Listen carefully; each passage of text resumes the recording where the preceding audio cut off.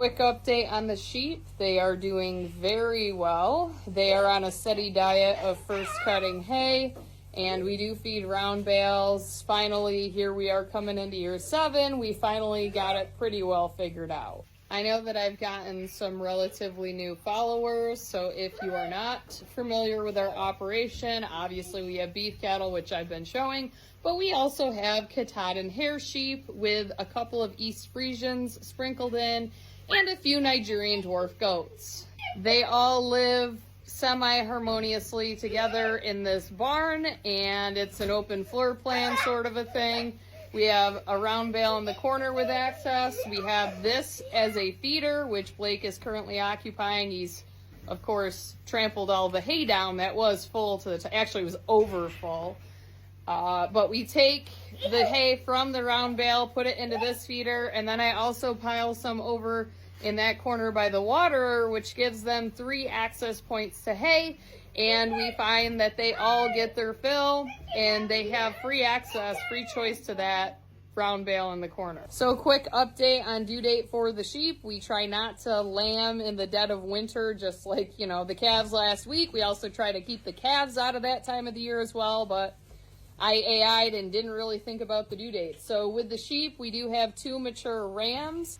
One ram in particular, the one that we also used last year, Divinity, was retained and he was used for the bulk of the breeding with our flock. I'm trying to find him. He's the big white one with the harness on.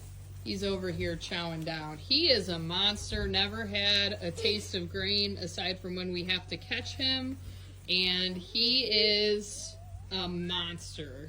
And I say monster size-wise, he's actually a very easily managed ram. So I only have a couple of ewes that will be lambing within the next month. I have 2 older ones that I timed so that if those lambs needed more attention, I could give them more attention.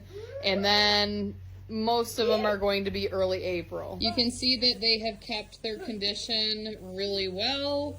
They are doing phenomenal on this first cutting hay, and it's not like it's superior quality. They're just very low maintenance sheep and incredibly easy keepers. I did mention that I have 2 East Frisians, so this one right here in the middle with the massive Dumbo ears, that's one East Frisian. She is actually going to be a yearling, I think in March. But you can see that the ram appears to have marked her. So I'm curious to see how that works out, because there are some breed of sheep that don't breed for their first year of lambing. And I believe East Frisians are one of those breeds. But my Katahdins always breed for lambing at year 1. Here is East Frisian number 2 next to the Gibraltar mature red ram that we did not use for breeding. And I just love these East Frisians and their Dumbo ears. They got little satellites.